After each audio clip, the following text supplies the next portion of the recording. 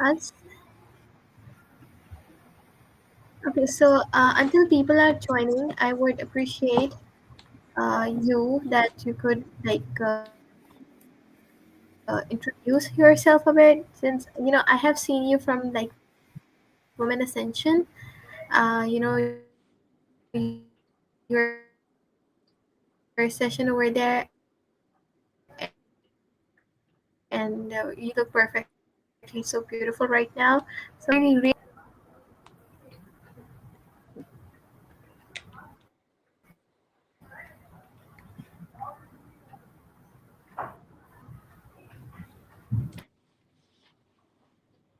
Can you hear me?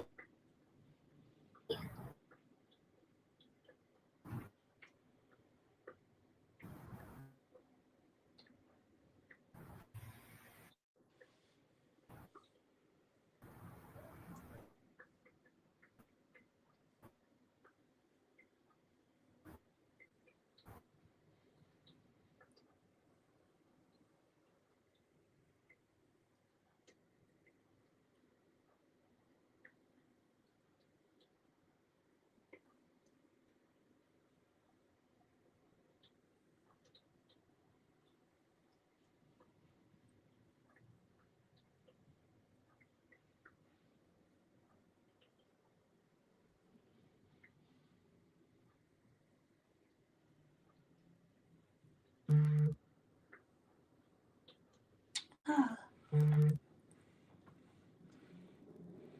can you hear me? Can you hear me?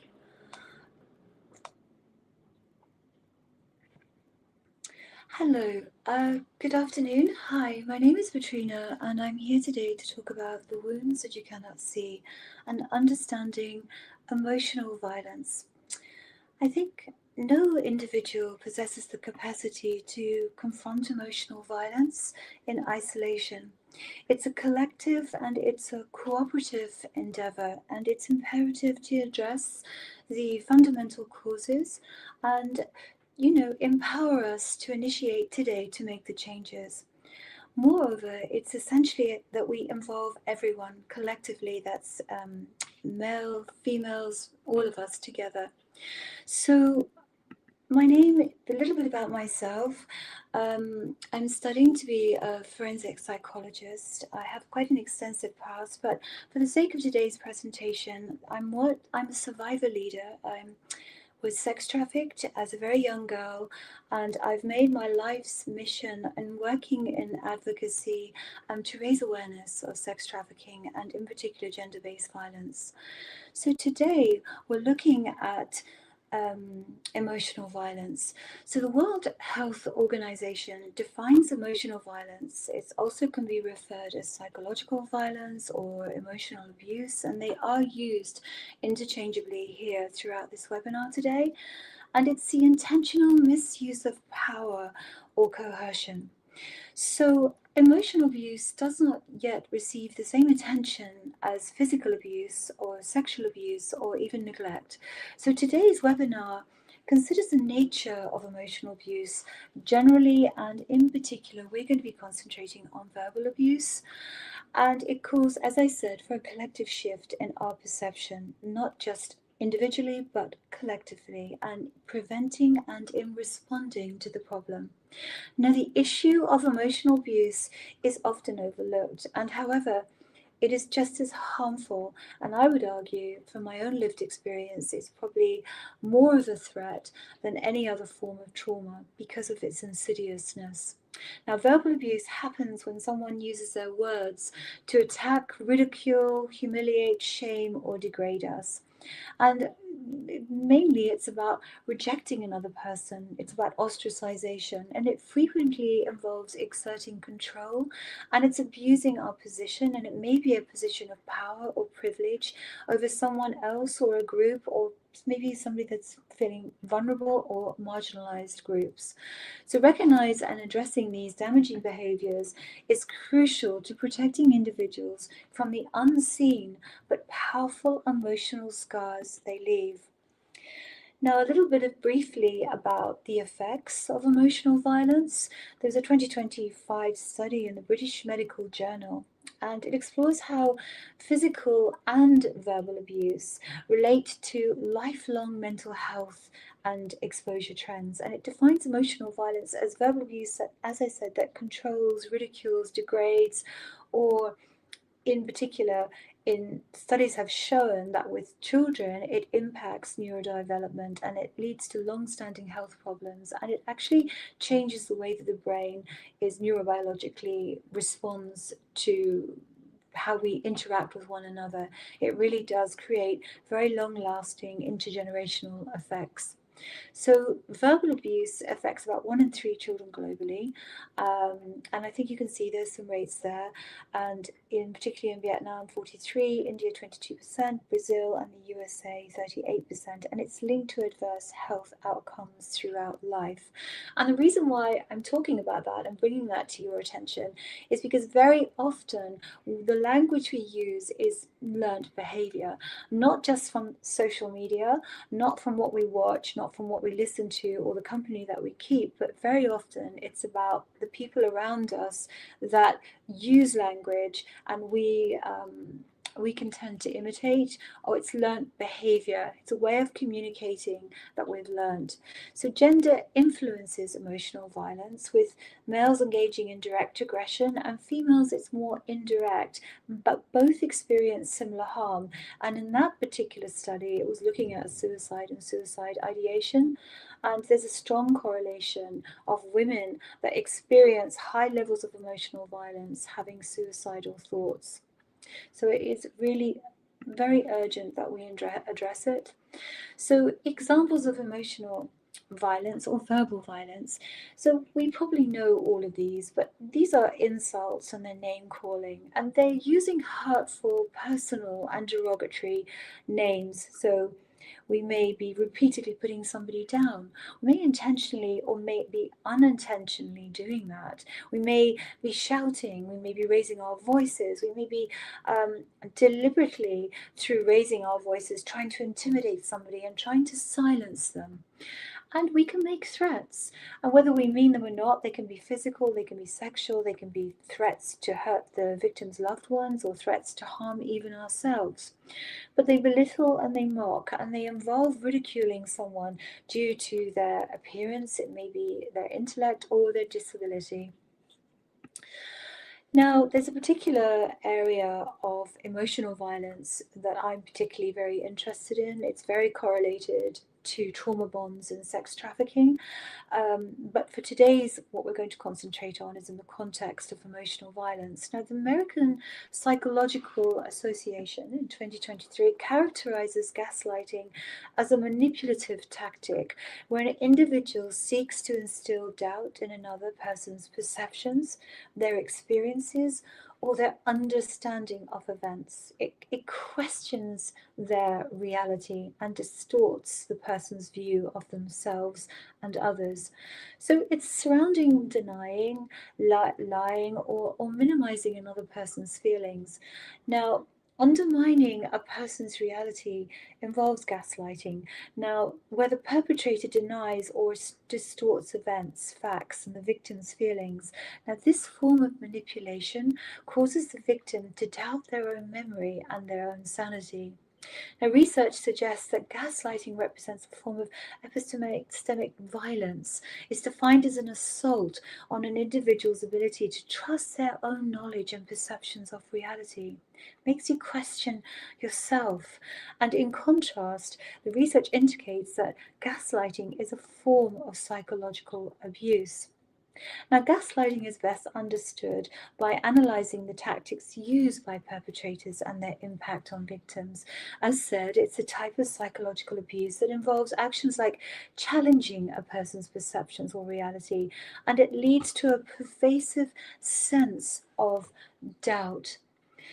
Now, the literature, as of yet, and it's quite controversial, gaslighting. We don't actually have a conceptual model of gaslighting, but what we do know from the research is that it intersects with systemic forms of oppression, such as sexism and stereotypes related to gender, sexuality, race, and disability. And it describes these tactics of gaslighting where perpetrators may dismiss women's voices and they employ stereotypes. One of them is, and I'm sure you know, labeling somebody as crazy or overly emotional. And this has an adverse effect and it marginalizes women's identities even further and integrates us into a place where we're not believed, where we are highly subjected to victim blame, and then we become silenced. So, there are strategies for gaslighting, and I am going to use these strategies intermediately throughout this webinar because there are things that we can do. So we can identify and we can name the behavior. We can recognize gaslighting to break down self-blame. Once you recognize that somebody's gaslighting, you can actually trust your own instincts and they'll warn you. And so, for example, you'll know that this is actually what's happening, and that therefore you can reply in a way that sort of protects yourself and puts a boundary down that says, well, actually, no, that's not how I experienced that situation. I see things very differently. And my feelings are my feelings, and actually, they're very valid. And we can agree to disagree. Now, setting boundaries clearly states that the behavior is not acceptable to you. And by practicing self care and engaging in activities that bring you joy and peace, and the use of affirmations to boost self esteem, you'll find that when you recognize a situation where somebody is trying to distort your viewpoint by questioning your reliability of how you're remembering factually whether something may have happened, or you're expressing how you feel, you'll actually be able to understand that language has the power to dismantle and to break down these stereotypes and to break down the feelings of being blamed. We can empower ourselves and we can use our language to support, and it really does break down this gaslighting dynamic. I always recommend that if you find yourself in anywhere that you're gaslit, or you find yourself struggling in a situation, that it's always useful to keep a record for evidence. And I think using factual responses and responding calmly, that's very important actually. We don't want to have there's a window of tolerance. If we sense that we're going to become triggered, then I think it's really important that we answer calmly, because that actually prevents us from becoming triggered. We present ourselves with facts to deflect emotional attacks. So that's actually very important, and I hope that makes sense. Now, research that, like physical abuse, verbal abuse is a harmful form of toxic stress that leaves lasting scars. Evidence shows that emotional abuse disrupts children's neurodevelopment. It leads to serious long term health and well being problems. It's the most preventable cause of mental health issues. I'm going to say that again. It is the most preventable cause of mental health issues, and it accounts for approximately 45% of the risk for childhood onset psychiatric disorders. So I think that's quite astounding when we look at that. Now, there is a particular psychological construct that I wanted to share with you, and this is something that is very important in the work that I do, and it is something called othering.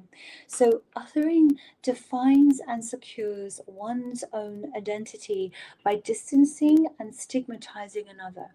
Its purpose is to reinforce notions of our own normality and to set up differences of others as a point of deviance. So, the person or group being othered experiences this as a process of marginalization, disempowerment, and social exclusion. And this effectively creates a separation between us and them. Now, emotional violence through verbal abuse is harmful because this behavior undermines, demeans, controls, or instills fear in the victim. And like I said, that fear instills silencing. It creates a deep, pervasive sense of lack of self worth. And the research shows that this type of abuse not only has it long lasting damage to victims' mental health and physical health, the studies indicate that the effects of emotional violence can be as severe or even more so than those of physical abuse. That's because we formulated a belief system about ourselves, and that belief system informs every decision that we make, and it infiltrates into our perception of ourselves, of others, and of the world.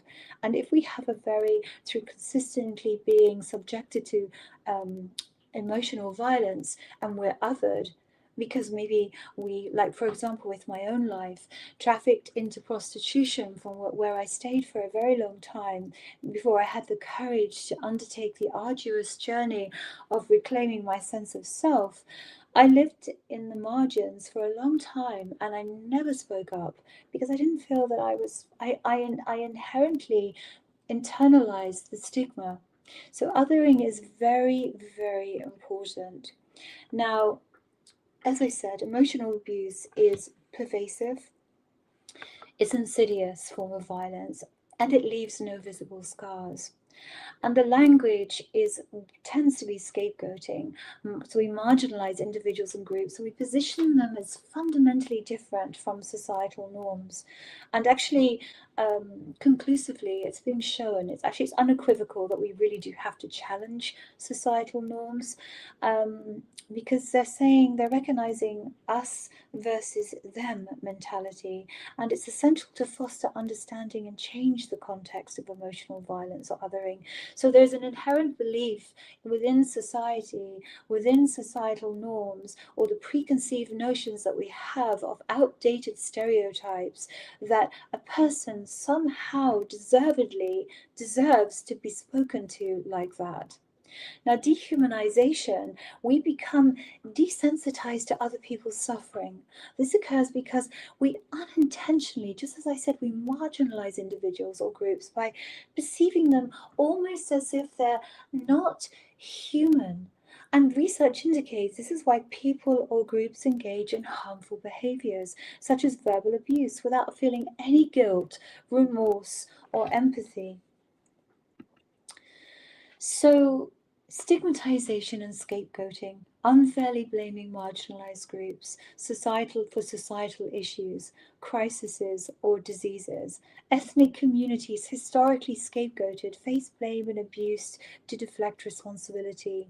The employment of racially, ethnically, or homophobically charged insults constitutes a direct form of verbal abuse and emotional violence that leverages othering mechanisms to demean, to humiliate, and to devalue an individual on the basis of their identity. And it does devalue an individual on the basis of their identity, because we no longer believe that we are worthy, and we don't seek help, and we're silenced because of the imbalance of power.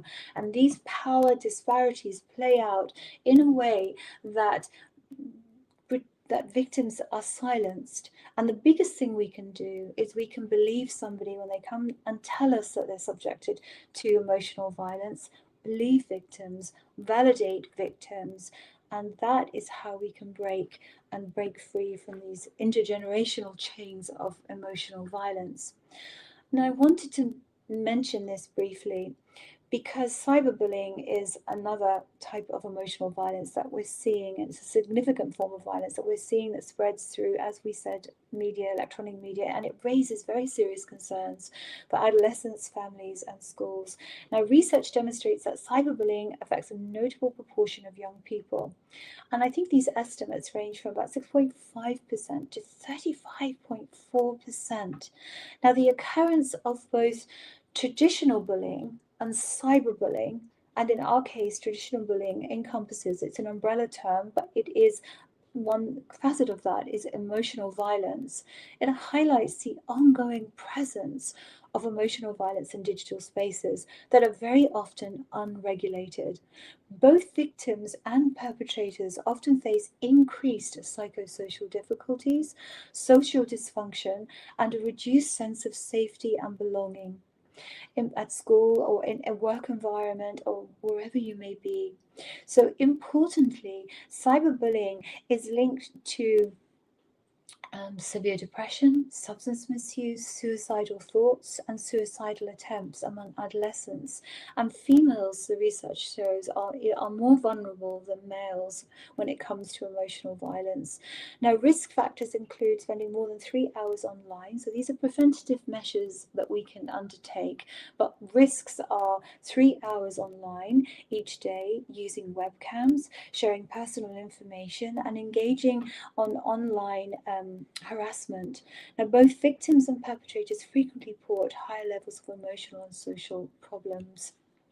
So, oh, sorry, I said that a bit quickly then. So, basically, emotional violence and its exposure to hate content, which I'm sure is something that we're all very familiar with, when we encounter it online.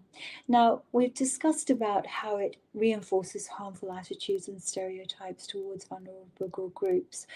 We're talking about how it also perpetuates division and it undermines our efforts to promote positive perceptions of ourselves and of others. It erodes trust and it absolutely does not foster an inclusive society. Anonymous online environments often facilitate hostility, harassment, and intimidation, which can adversely affect adolescent mental health, especially when exploited by malicious actors that are anonymous. So many young people perceive social media as a dangerous space associated with mood disturbances, anxiety, cyberbullying, exposure to harmful content, and addictive behaviors. Now, addressing these issues are crucial for creating safer digital spaces that support mental health and social cohesion. But the exposure significantly damages trust between groups, and it's strongly linked to an increase in victimization of online hate speech and offline violence. Now, hate speech on social media fosters a very hostile environment that may lead to depression, and it's being shown in the research that it has a reduced life satisfaction and increases social anxiety more and very often with people that are victims to hate speech. So think about this. So take my own life experience. So we as survivors, and a survivor myself of being sex trafficked and a long time in that world, we internalize the beliefs of society. We internalize them and we actually believe them ourselves. We actually see ourselves as somebody that is devalued by society. We're cast aside, we are dehumanized, and people are desensitized to our suffering because there is no understanding of the context of our lives, or maybe the very socially disadvantaged position that we may have in our lives. And therefore, we judge the person and we say that it's their choice. And because of online hate, we formulate an opinion of that group of marginalized people, and therefore the way they get treated infiltrates into every domain of life. It infiltrates into our institutions, it infiltrates into our schools, in our home lives. You may befriend somebody and your parents won't approve. You may go for a job interview and you won't be accepted. The list goes on, it's endless. And this leads to a tremendously low level of life satisfaction and social anxiety, and it actually keeps people stuck in very abusive situations and breaking free. And moreover, when prejudice is normalized through biased comments and hate speech, it cultivates an environment in which individuals become so desensitized and dehumanized to others that they just accept this harmful rhetoric. And this desensitization helps why such content, such as emotional violence, are accepted and normalized and perceived as less serious than physical violence. And it poses a huge challenge for policy and for all kind of efforts that we undertake. This has to be given urgent precedence. We all can choose to educate ourselves and to see things and perceive things differently, and we can always stop and think about how we position another person. Again, I won't talk about all of these. Please tell me if I'm going on for too much time, but there are preventative strategies that I recommend for promoting a culture of respect. We can always look and adhere to people of good leadership. So, senior leadership most visibly prioritizes safety and models respect. Your leaders should model respect, and that is absolutely non negotiable, and equality and fairness. We can have education and training. There can be things that we can do to implement mandatory regular training on emotional violence, expected behaviours, and reporting. We can look at bystander intervention, and which empower communities to stand up if they see or they witness or they hear. So, bystander intervention is a huge preventative strategy. It takes a lot of courage, but it is really quite heroic. And we can develop emotional intelligence. So we can invest in professional development to help staff recognize and manage emotions and foster support. We can look at doing things that are, for example, we can foster healthy relationships, we can encourage positive interactions, we can challenge these harmful societal norms and prejudicial thinking. And I think the point about that is that I would like to say is that we are we are all biased. Yeah, I'm not trying to say that this is a utopian view of life because we are all biased. And but what we can do is it's having a reflexive practice of understanding our biases and recognizing them and maybe understanding how they might mitigate against of them having a negative impact in our professional judgment. So it's not the fact whether we have them in your friendship groups or what your work life, it's actually recognizing them. And this is where we dismantle power imbalances, especially amongst people where these power disparities exist, maybe within a staff, student, or wherever you may find yourself in employment or whatever sector you might find yourself working in. So we need to educate about emotional violence, and we need to support and we need to reduce stigma. We need policies. We need to establish policies on harassment, emotional abuse, and domestic violence with clear consequences, which are separate from safeguarding. Please know your workplace's policies on emotional violence and safeguarding. We need to have accessible reporting. So we need to have anonymous options to ensure trust and remove barriers. We need transparent procedures where we can have clear communication, and we know that our complaints are going to be investigated and there will be an outcome that maybe is documented and clearly communicated. We need to be, which is a very important part of the work that I do, trauma informed. So we need to adopt trauma informed practices. We need specialist contracts where we assign trained liaison officers for reporting and supporting. And that's actually a very important point. We need we need qualified people to be able to deliver this kind of training. And survivors are excellent at that because we have the lived experience. And if we are educated in that particular field, we can really help people. So, the invisible scars of emotional violence highlight that although physical signs may be absent, the psychological and emotional wounds leave a lasting imprint on the human mind. Emotional abuse goes beyond physical harm. It targets our hearts and minds. The resulting psychological scars, often unseen by others, can endure for a lifetime. These hidden injuries are arguably more dangerous as they embed themselves deeply within the person's psyche and they hinder recovery. The ongoing impact of emotional abuse and emotional violence makes healing difficult as these traumatic imprints become firmly fixed in memory.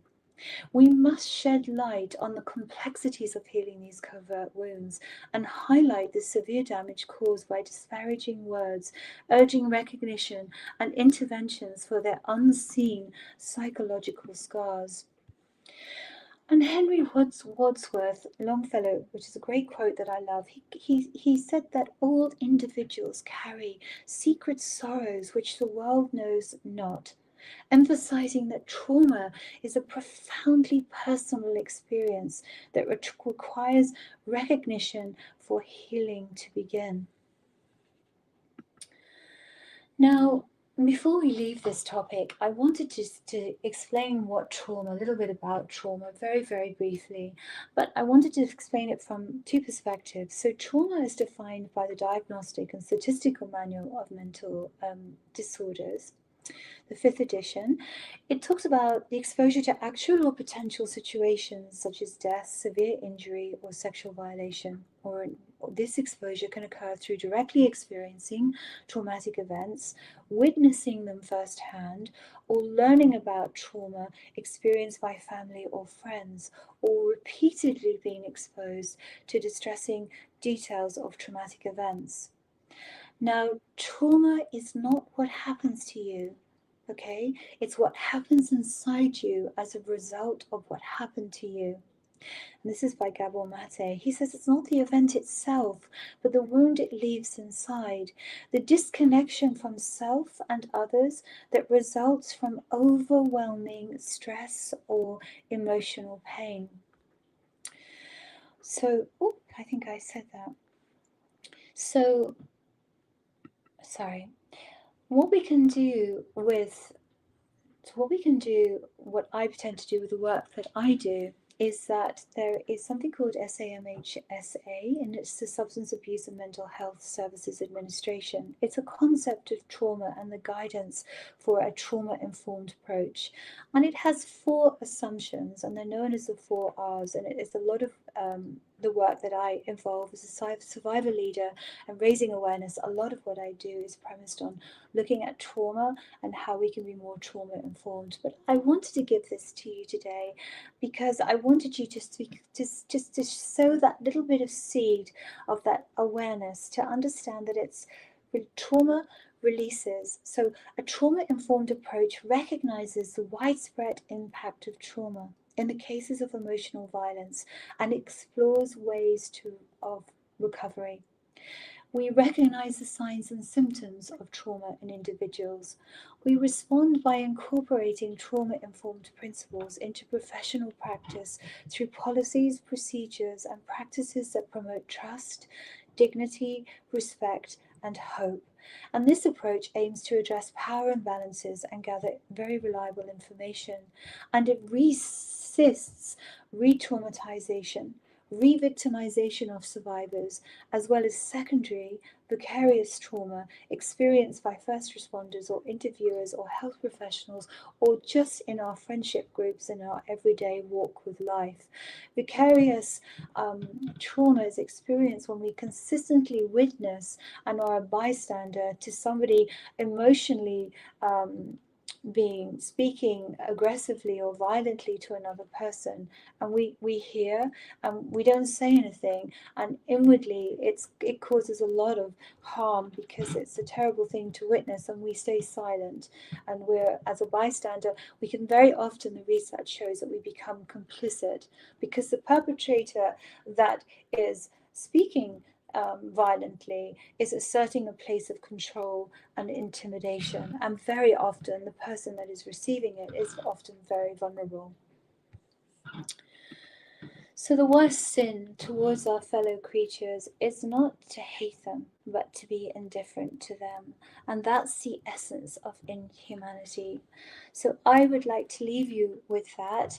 And I would like to leave you with a call to humanity and to say that it's within your generation, it can be your legacy, that the way emotional violence is situated today, that you can be the change that we all need to see. It can actually stop with you just by having the awareness to stop stop and to think before you speak, to act with kindness, respect, and dignity, to see the other person as a sentient being, to know ultimately that we are here to forge strong bonds of cohesion and to help, and also to always take into consideration the context of another person's life. We may have no idea what somebody else may be experiencing or the invisible scars that they hold that are in their hearts. Please don't harden yours, soften them, and let's together work at being humane. Thank you very much. Thank you so much, Petrina. It was so nicely explained. I hope you can hear me. Yes, I can.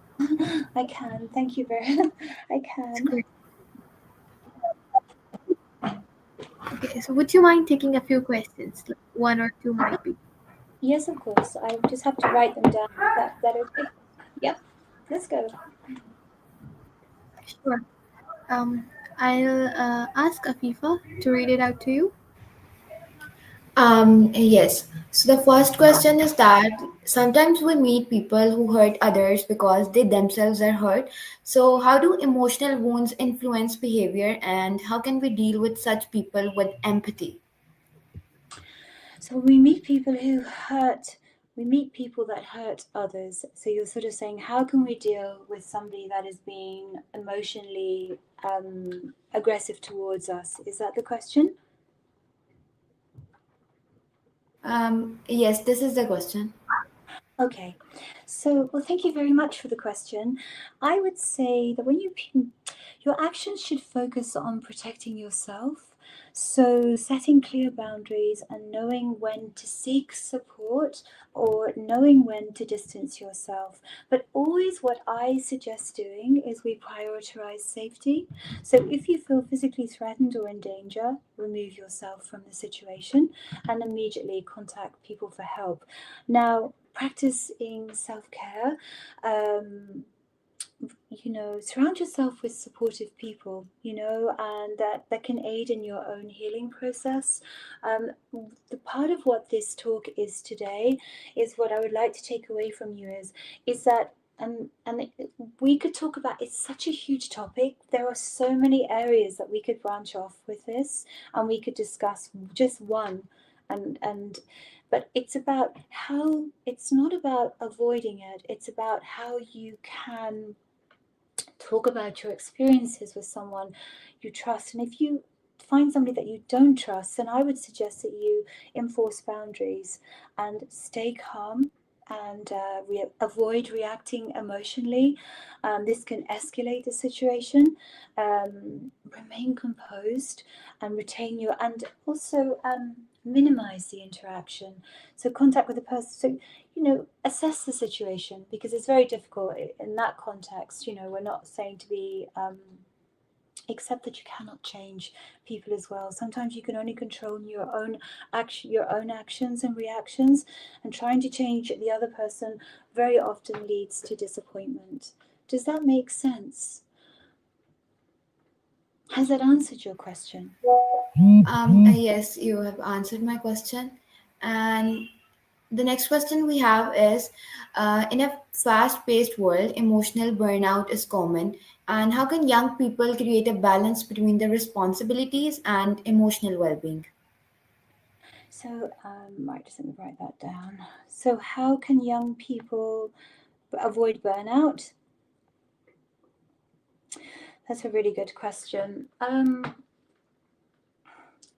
So I would say, well, there's lots of different ways to look at that, and maybe we need to take a look at that without knowing the context. But excessive stress from overscheduling, academic pressures, social media comparisons, and I think key, and this is really imperative actually, uh, and it's kind of like answering your question, but it's not, but it's actually what's going to protect you, and it's something key. It's key prevention strategies. Prioritize sleep, nutrition, and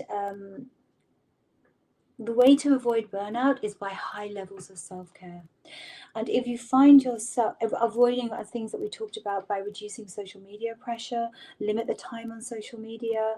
But if you find yourself becoming emotionally exhausted, and there are very clear indicators of emotional exhaustion, you'll find that you may be very tired when you wake up in the morning.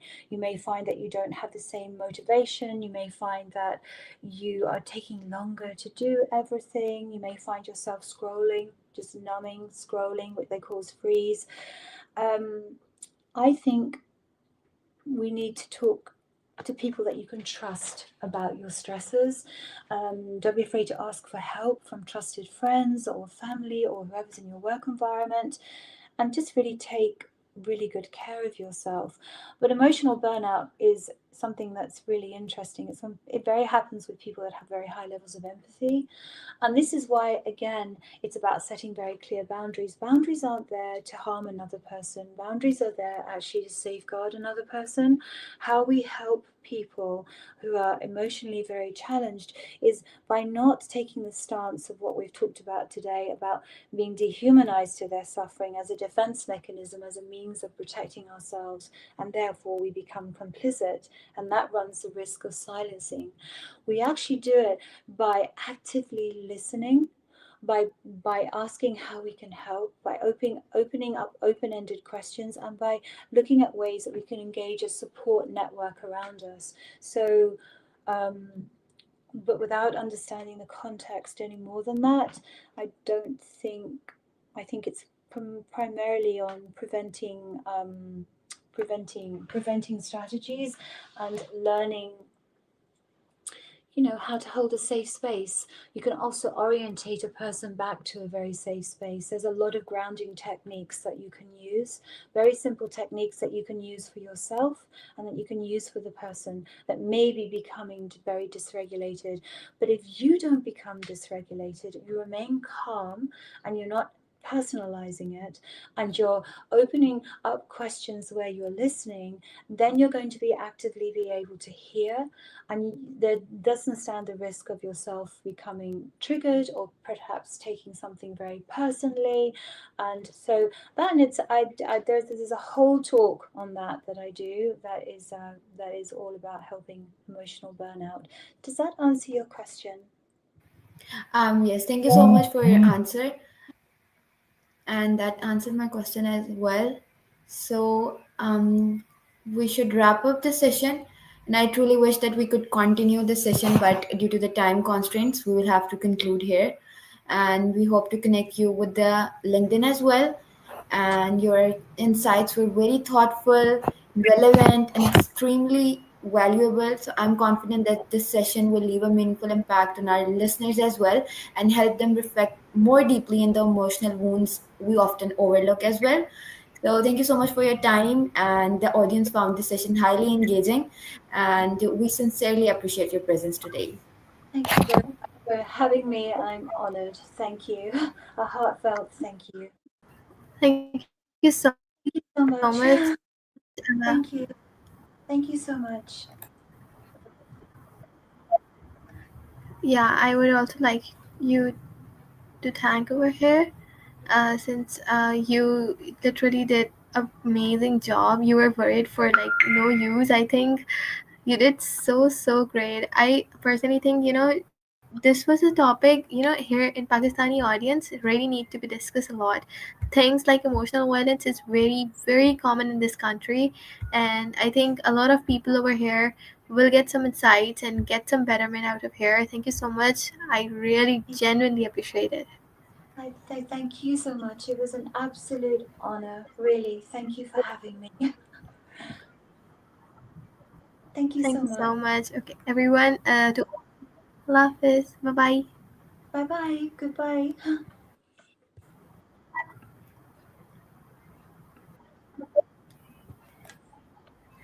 To the attendees over here, kindly fill out the attendance form, and we will see you guys in the next day of the conference. Thank you so much for keeping up till here. It's late at night. I wish you guys good night. Have a great dinner. Till next time. Allah Hafiz. Bye, everyone.